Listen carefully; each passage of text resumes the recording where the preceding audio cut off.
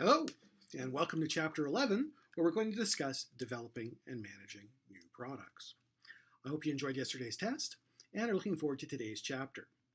Before we get into today's chapter, let me just let you know that the way you probably want to go about doing the course, if you haven't figured it out by now, is you want to read the book and probably watch these videos. Because in the videos, I tend to give you examples, and that's what I'm looking for in your test. So I'm looking for you to be able to take what's in the textbook and apply it towards to the problem at hand. Okay? So watching these videos along with the text will give you a really good look and a really good feel for how I'm going to examine you on those tests. All right, let's talk about developing and managing new products. The thing we want to look at today is, first, let's talk about categories of new products. Okay, the most rare of rare is what are called new to the world products. Okay, those are discontinuous innovations. They probably occur about 2% of the time. For today's example, I'm going to use Coca-Cola for most of these. So if you think about a new to the world product from Coke, the best one I can give you is our friend New Coke from the 80s. Okay, that was a new to the world. That completely threw out the book about what they were doing and how they'd managed to change the formula over time. So it wasn't a continuous product process, it was a discontinuous. They went a completely different direction. And I'm going to explain to you in the next steps how that happened. Okay, the next one we want to take a look at is new product lines. Coke comes out with these all the time. Their big thing right now is bottled water and teas. Those are definitely new product lines. But if you want to think about new product lines that are kind of tied just to the Coke brand, take a look at how they've brought cherry into their product mix. Now they've got cherry Coke, they've got cherry cherry Coke Zero, they've got cherry flavored Diet Coke. They've added it to all their flavors. So they've essentially extended the line by adding the cherry flavor and essentially emulating Dr. Pepper. Then we see the next option is improvements or revisions to existing product lines. Between this and new product lines, these are probably the most common ones you're likely to run into. These are going to account for well over 80% of the new products on the market. Okay? If you think about an improvement on an existing line or an existing product, just take a look at how they've taken Diet Coke, which used to come in just Diet Coke, the silver can, and now they've flavored it in different ways. The reason they did that was they found that sales were flagging a bit, decreasing, and they got worried. So what they did was they decided to just flavor it. It was a great example of how they took their product, really didn't change it, so it wasn't a repositioning exercise. But what they did was they extended it out by adding in these different flavors. Now the results with Diet Coke customers so far have been mixed, but Coke's research probably tells them that they're on the right track, especially with capturing some of the fringe diet soda drinkers out there. The next one you run into is a reposition product. Typically that's an existing product that's aimed at a new market. The best example for that one is Classic Coke. So after New Coke came to the market, that discontinuous innovation, they quickly realized they'd made a mistake and they brought back Classic Coke and they repositioned it in the marketplace. So it wasn't Coke the regular, it was Classic Coke. It was a good repositioning strategy. And then there's also bringing out lower priced products. Now I couldn't come up with any products that Coke's brought in that are lower priced. I've come up with some where they brought in those little cans, those little kind of 6-ounce cans. That's more of a calorie content, but if you really wanted to push it, you could say that's a lower priced option for people as well. Okay, so the ones to watch for: one, new to the world, rare, very rare. Most companies don't do that because the risk level is so high in bringing out a new product. So they tend to focus on a new product line, an improvement or revision to an existing product. That's why you see so many products say new, because they've added a new ingredient. They've just made an adjustment to it based upon information they've collected. Reposition products, okay, those are going to account for the vast majority of your products. And then the last group that you're likely to see is lower price products. Generally, companies will come out with a lower price product when they see the market is having issues. It's not a Coke product, but I'll give you a great example. Gain, which is a very popular cleaner right now, whether it's dish soap or for laundry detergent, was brought out in 2008 by Procter & Gamble because they found with the economic crisis that people weren't buying their high price products anymore, like Tide, and they were losing sales to the generics. So what they ended up doing was bringing out Gain, which was a lower cost product, and positioning it that way in the market. That allowed them to recapture share they were losing. So that's a good one. Not a Coke example, but a good one to look at. Okay, well, let's take a look at the new product development process. And let's use, how did Coke get themselves into the jackpot that they did with New Coke? Well, to understand that, you've got to go back in time. So back in the 70s or 80s, 70s and 80s, sorry, not 70s or 80s, 70s and 80s, what you had was Pepsi was running the Pepsi Challenge, and they would get two consumers or a consumer to sample both Coke and Pepsi and then tell them which one they preferred. And in their sampling process, Pepsi consistently outscored Coke 2-1. Now, the way they did this was through the temperature the drinks were served at. So it was kind of it's not that it was a rigged test, it's just that it was set up in such a way that it was basically people were guessing, and they guessed wrong 2 out of 3 times, okay? So what happened was, if you consider yourself a senior executive at Coke at the time, you're trying to come up with a new product strategy. You're trying to figure out how to work on one of the best known brands in the world. And you're sitting there going, okay, look, we've brought out the diet drink that was Tab and then Diet Coke because people didn't want to drink full sugared sodas anymore. We cut out the cane sugar and replaced it with high fructose corn syrup to keep the cost in line because people couldn't afford it any longer. What are we going to do? Well, they sat around and did some idea generation. And one of the ideas they came up with was Pepsi's beating us consistently 2-1. They're talking about themselves as the voice of a new generation. That's hurting sales. We're in a mature industry, so the only way we're going to get additional sales is we have to take them from Pepsi or we cannibalize our own sales. So what are our options? Well, we could tweak the original formula of Coke one more time, and they've been doing that since the product came out. They took out things like cocaine and other things back in the 1800s. Tweaking the product, though, they didn't think was enough because they'd been doing that continuously for, at that point, essentially 90 years, and it really wasn't having much of an impact on their testing results. So they decided, okay, let's go for the discontinuous change. Let's go out and develop a brand new product, which they did. So they ran the business analysis, and they assumed that their existing Coke customers would come along with them with maybe a small loss. But for the most part, they thought the existing Coke customers would come along with them. And they capture this swing group that went between Pepsi and Coke because now they had the product that met the needs of the consumer group, which was something that was a little bit sweeter. Okay, so they ran the numbers. Finance came back and said, yeah, well, let's go do it. They went into development. They tried a whole series of options until they finally found the one that appealed to consumers in their small test groups. They thought they had the flavoring right. They thought it tested at just the right temperature because they knew what Pepsi was doing.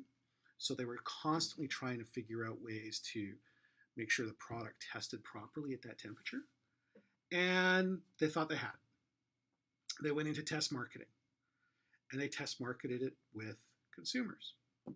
Now, here's where it gets a little murky. My guess is what they did is they test marketed it with consumers who'd taken part in the taste tests and were sort of that fringe group that flopped back and forth between Coke and Pepsi.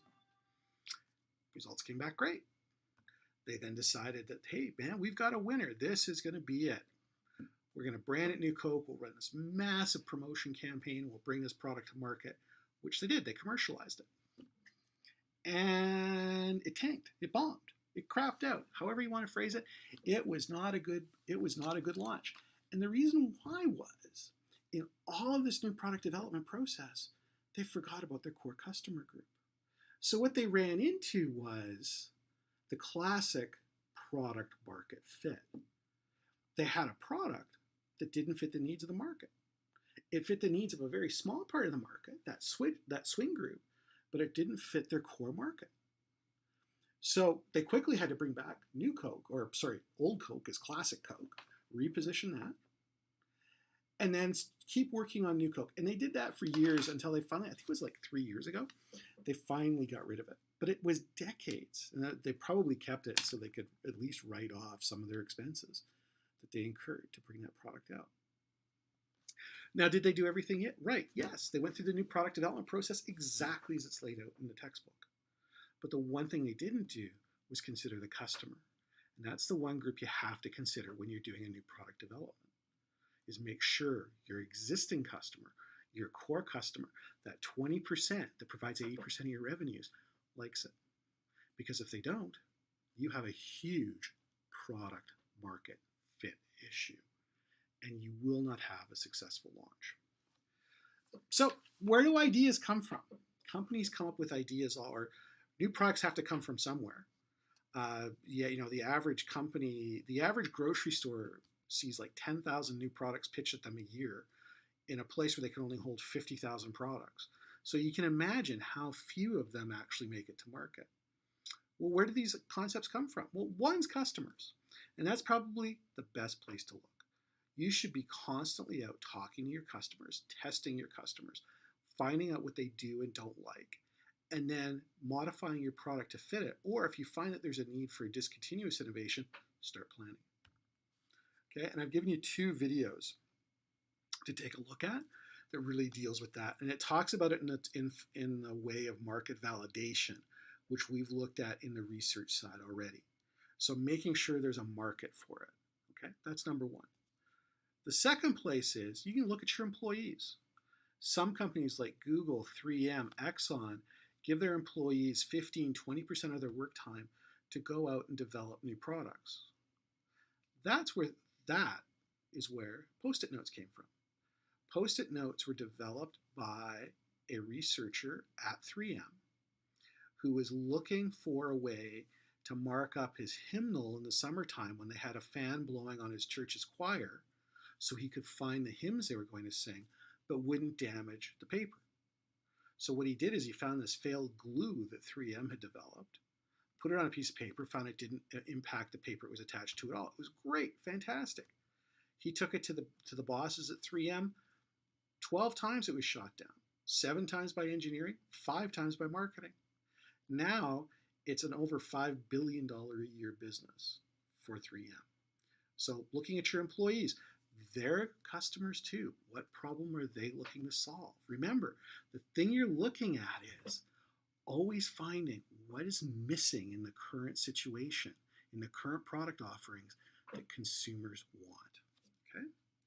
You can ask your distributors. Maybe your distributors have got an idea about a product. They talk to your customers probably more directly than you do at times. They can spot maybe a need for a bigger package size, a new product. This distributors were probably one of the main reasons why P&G went into gain. Okay? Your competitors. What are your competitors doing? If you want to keep up with the competition, you've got to make sure you have a suitable product offering. That's why we've seen Gillette and the other razor manufacturers, blade manufacturers in this war to see how many blades they can add to give men an even closer shave, and women an even closer shave by adding, we had, first it was 1 blade, then we had 2 blades, then 3, now 4, now 5. Where's it going to go next? How are we going to give that shave? We could go to research and development. Some companies, especially big multinationals, have their own R&D side. Okay, this is true whether you're a computer chip manufacturer like Intel or somebody like Frito-Lay, who's always looking for new flavors to introduce, always looking for new product to use. They're constantly R&Ding it.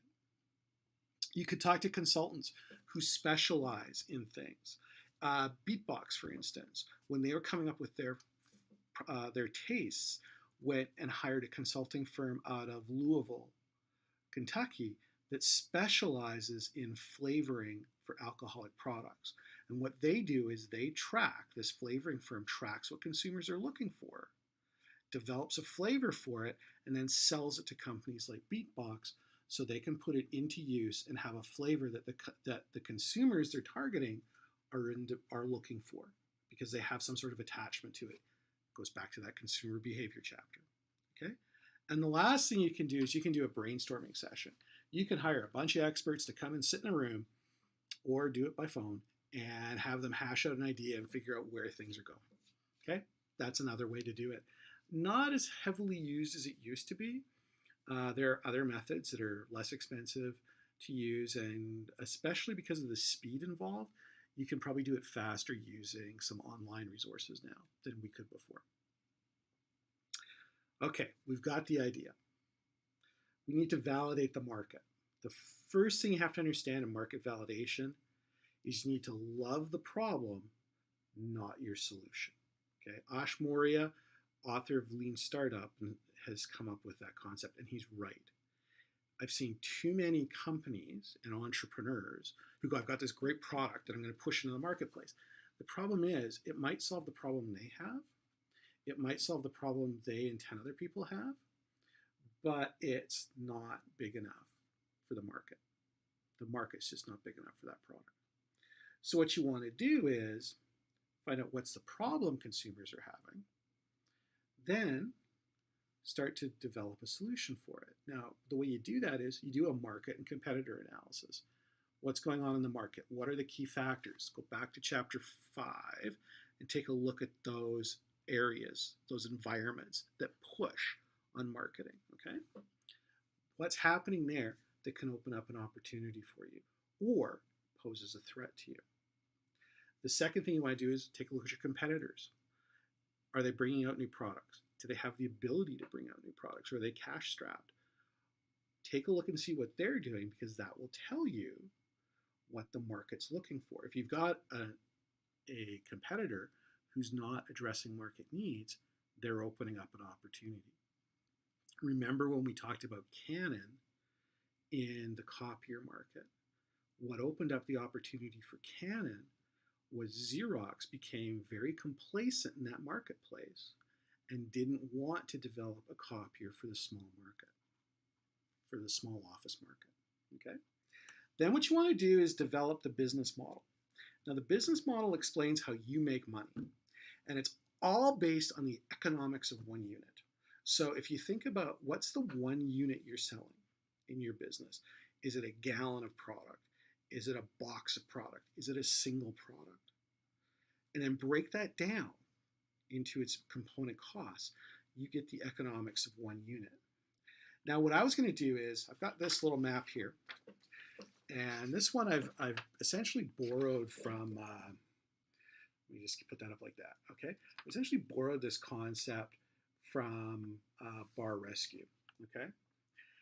This is for a burger.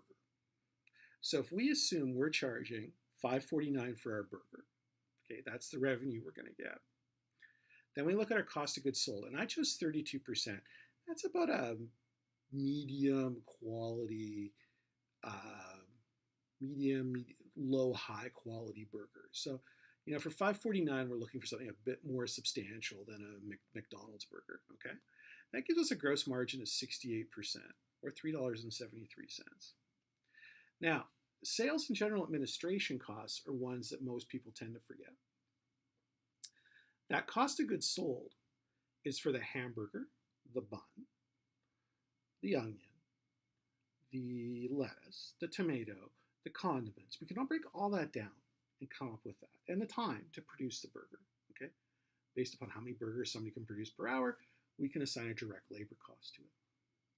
The problem is, we have other costs that are hidden in that. the cost of running the kitchen. That's not in the cost of goods sold because that's spread out over all the units we produce per day. If we have a dining room, the cost of the dining room. If we have other staff who aren't directly involved, the dishwashers, the prep cooks, all the other people, well, that's all general administrative costs. In a business like a bar or any kind of service business, that's usually about 60% of the cost of a unit.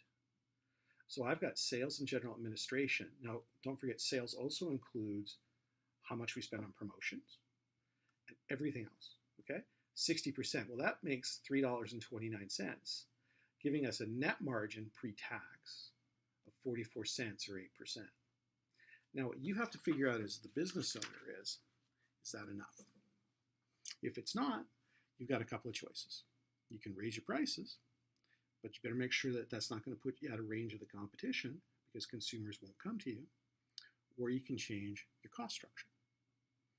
Okay? Either way, you have to take a look at that. But it's all based on the economics of one unit. And what you're trying to do as a business owner is modify those. So if you ever watch Taffer on Bar Rescue, he loves going after like their standard sandwich, especially their standard burger, and showing them they're losing money on it.